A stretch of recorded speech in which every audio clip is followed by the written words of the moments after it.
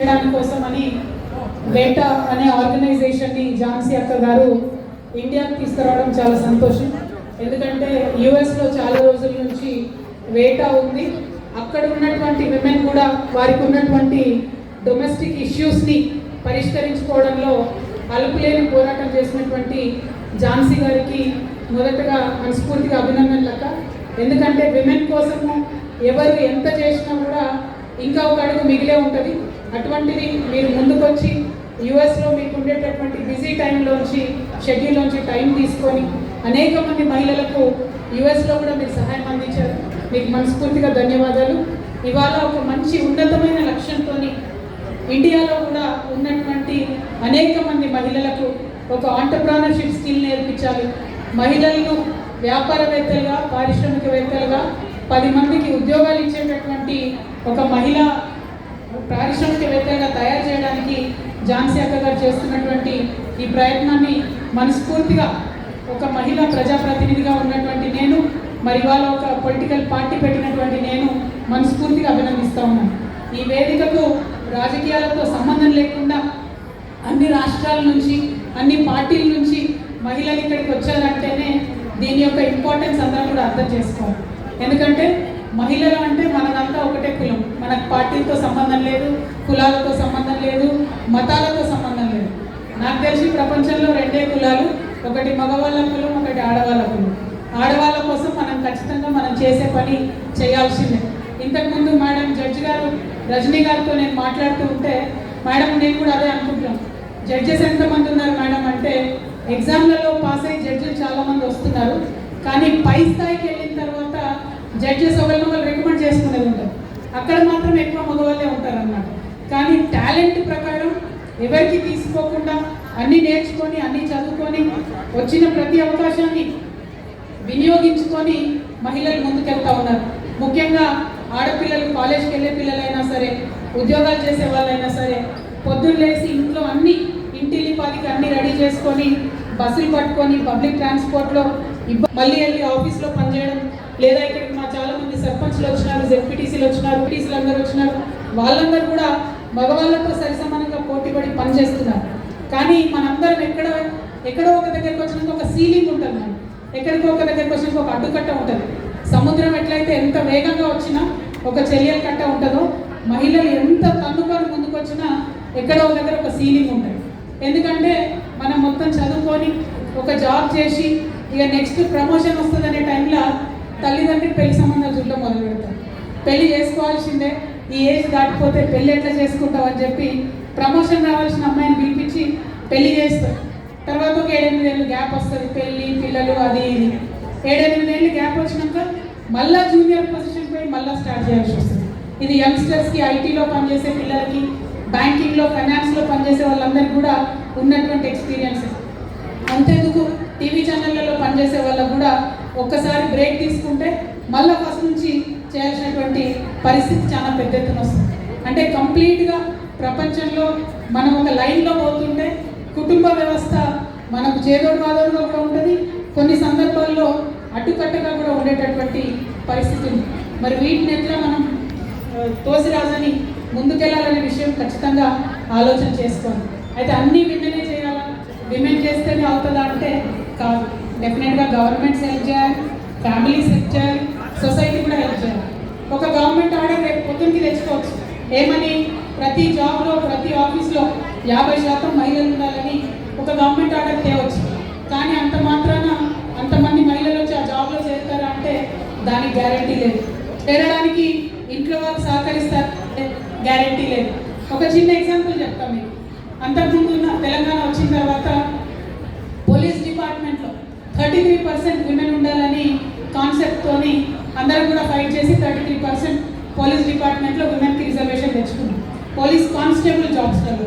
కానీ ఇప్పటికి కూడా, అంటే 12-13 ఇయర్స్ అవుతుంది తెలంగాణ వచ్చి, ఇప్పటికి కూడా పోలీస్ కానిస్టేబుల్స్లో 33% మహిళలు రిక్రూట్మెంట్ అవ్వడం లేదు. ఎందుకోసం అంటే ఫ్యామిలీస్, ఆ జాబ్ ఏం చేస్తావు, పోలీస్ జాబ్ ఎట్లా చేస్తావు, నీకు ఫిజికల్ ఫిట్నెస్ ఉండాలి, ఆ మొబైల్ లెక్క డ్రెస్సులు వేసుకొని దిగుతావా, ఇట్లాంటివన్నీ ఉంటాయి. ఇవన్నీ ఏంటి, ఒక సాంస్కృతిక పరంగా ఒక మహిళను మనం ఎట్లయితే ఇమాజిన్ చేసుకుంటామో దానికి భిన్నంగా ఆమె కనపడ్డప్పుడు యాక్సెప్టెన్స్ ఉండదు.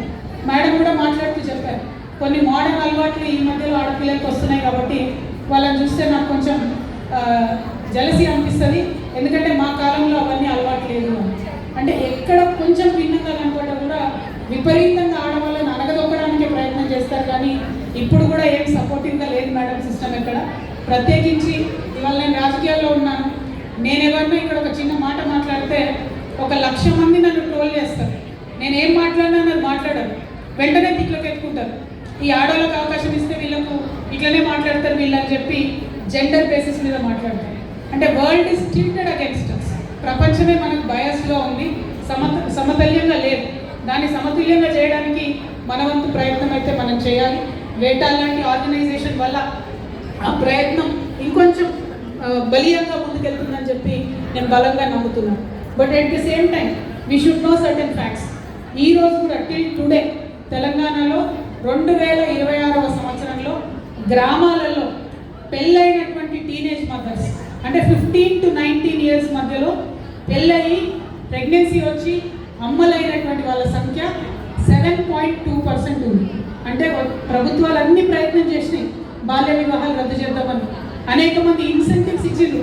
18 ఏళ్ళు పైబడి పెళ్లి చేసుకుంటే ₹1,00,000 ఇస్తామనగలరు, ఇంకోటి ఇస్తామనగలరు ట్రై చేసినప్పటికీ కూడా ఇవాళటి రోజు కూడా తెలంగాణ గ్రామాల్లో 7.2% టీనేజ్ మదర్స్ ఉన్నారు, మ్యారీడ్ టీనేజ్ మదర్స్.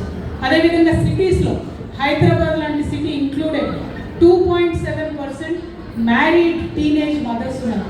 అంటే మన సొసైటీలో ఆడపిల్ల అంటే దీనికి పెళ్లి చేసి బయటికి పంపిస్తే నా బాధ్యత అయిపోతుంది అనుకునే తల్లిదండ్రులే ఇప్పటికి కూడా మెజారిటీ ఉన్నారనడానికి ఒక సంకేతం. ఎట్లా మారుతుంది అది? రేపు పొద్దున కల్లా మారుతుంది అంటే మారదు. సొసైటీలో మెల్లమెల్లగానే మార్పు వస్తుంది. ఆ మార్పుకు మగవాళ్ళు ఆడవాళ్ళు అందరూ కూడా ఎంత ప్రయత్నం చేస్తే అంత మార్చుకుంటూ ముందుకు వెళ్ళవచ్చు. ఇక్కడ యంగ్స్టర్స్ ఉన్నారు చాలా మంది. I want to say one thing to you. See, you might be on Twitter, you might be on Instagram, you might be on Facebook. Don't please get depressed by the fact that I don't have enough followers, I don't have enough likes.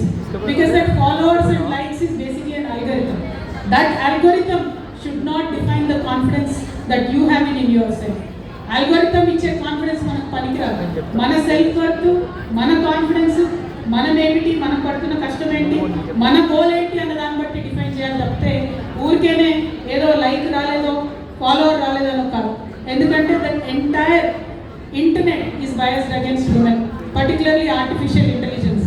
Artificial intelligence ఏం చేస్తుంది?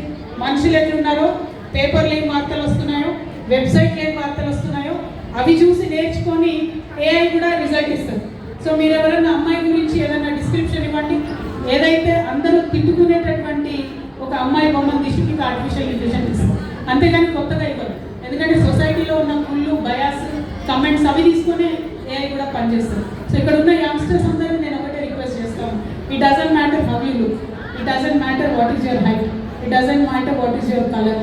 What matters is what do you have in your brain, how much can you retain there, and what do you have in your heart. What you should have in your brain is a very crystal clear aim and goal of what you want to do in your life.